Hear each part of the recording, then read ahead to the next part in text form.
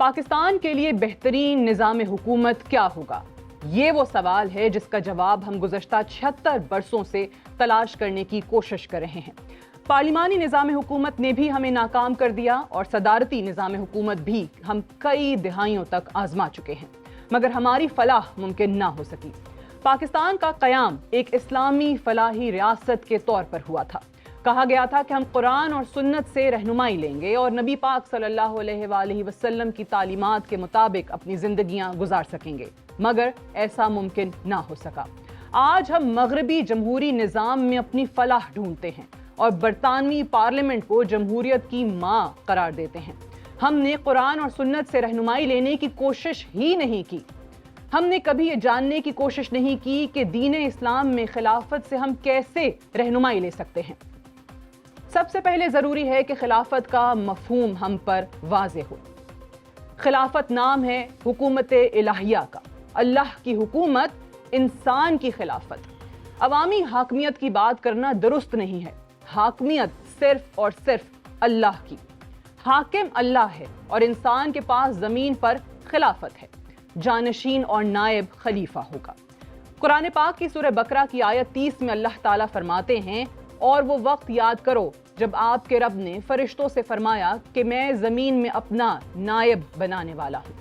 قرآن پاک کی سورۃ صاد کی آیت 26 میں اللہ تعالیٰ فرماتے ہیں، اے داؤد بے شک ہم نے آپ کو زمین میں اپنا نائب بنایا، سو تم لوگوں کے درمیان حق و انصاف کے ساتھ فیصلے یا حکومت کیا کرو اور خواہش کی پیروی نہ کرنا، ورنہ یہ پیروی تمہیں راہ خدا سے بھٹکا دے گی۔ بے شک جو لوگ اللہ کی راہ سے بھٹک جاتے ہیں ان کے لیے سخت عذاب ہے، اس وجہ سے کہ وہ یوم حساب کو بھول گئے۔ نائب کے الفاظ ان آیتوں میں خلیفہ کا ترجمہ ہے۔ قرآن مجید میں زمین پر خلافت کو ایک عظیم نعمت قرار دیا گیا ہے۔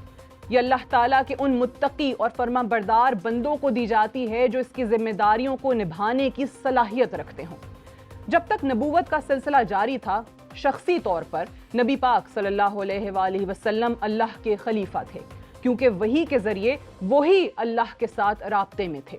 رسول پاک صلی اللہ علیہ وآلہ وسلم کا ہی اصل حاکم کے ساتھ تعلق قائم تھا۔ حاکم یعنی اللہ کا حکم نبی پاک کے ذریعے تمام عوام تک پہنچ رہا تھا، اور اللہ کے حکم کو نافذ کرنا رسول اللہ صلی اللہ علیہ وآلہ وسلم کا کام تھا۔ قرآن پاک کی سورۃ صاد میں یہی کہا گیا ہے کہ اے داؤد ہم نے تمہیں اپنا نائب بنایا ہے۔ اصل خلافت نبی پاک صلی اللہ علیہ وآلہ وسلم کی تھی، جیسے کہ حضرت داؤد علیہ السلام کی تھی۔ نبی پاک صلی اللہ علیہ وآلہ وسلم سے قبل بنی اسرائیل کا خلیفہ نبی ہی ہوتا تھا، کیونکہ ایک نبی کے بعد دوسرے نبی آتے تھے۔ جب حضرت داؤد علیہ السلام کا انتقال ہوا تو ان کے بیٹے حضرت سلیمان علیہ السلام کو نبوت کی ذمہ داری سونپ دی گئی اور وہ خلیفہ ہو گئے۔ ختم نبوت کے بعد رہنمائی کے لیے قرآن اور سنت موجود ہیں، لہٰذا خلافت شخصی نہیں رہی، اب اس کی ذمہ داری امت کو سونپ دی گئی ہے۔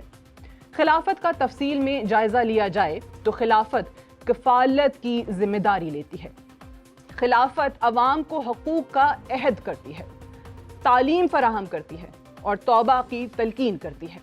روٹی کپڑا مکان ریاست کی ذمہ داری ہو، پھر اگر کوئی چوری کرے یا کوئی اور جرم کرے تو اسلامی قوانین کے تحت مجرم سزا کا مستحق ہوگا۔ ماضی میں نظام خلافت کی بات کی جائے تو 20ویں صدی کے آغاز میں سلطنت عثمانیہ جو 3 براعظموں پر پھیلی ہوئی تھی اس کا خاتمہ ہوا تھا۔ یوں خلافت کے برائے نام ادارہ بھی اغیار کی سازشوں اور اپنوں کی نادانیوں سے ختم کر دیا گیا۔ حیران کن طور پر عالم اسلام میں کہیں سے رد عمل نہیں آیا، صرف ہندوستان ہی تھا جہاں اس شدت سے خلافت کی بحالی کی تحریک چلی کہ گاندھی کو بھی اس میں شریک ہونا پڑا۔ گاندھی نے یہ محسوس کر لیا تھا کہ اگر اس نے موقع پر مسلمانوں کا ساتھ نہ دیا تو آئندہ کبھی بھی ان کا تعاون حاصل نہیں کیا جا سکتا۔ چنانچہ پورا براعظم اس نغمے سے گونج اٹھا، بولی اماں محمد علی کی، جان بیٹا خلافت پہ دے دو۔ خلافت کا زوال اپنوں کی غداری سے منسوب کیا جاتا ہے۔ بقول اقبال، چاک کر دی ترک نادان خلافت کی قبا، سادگی مسلم کی دیکھ اوروں کی عیاری بھی دیکھ۔ مصطفیٰ کمال پاشا نے اس وقت صہیونیت کے ایجنٹ کے طور پر کردار ادا کیا۔ آج پوری دنیا میں خلافت کے ادارے کا نام وجود میں نہیں ہے۔ مسلم امہ کی تاریخ میں اس سے قبل ایسا نہیں ہوا۔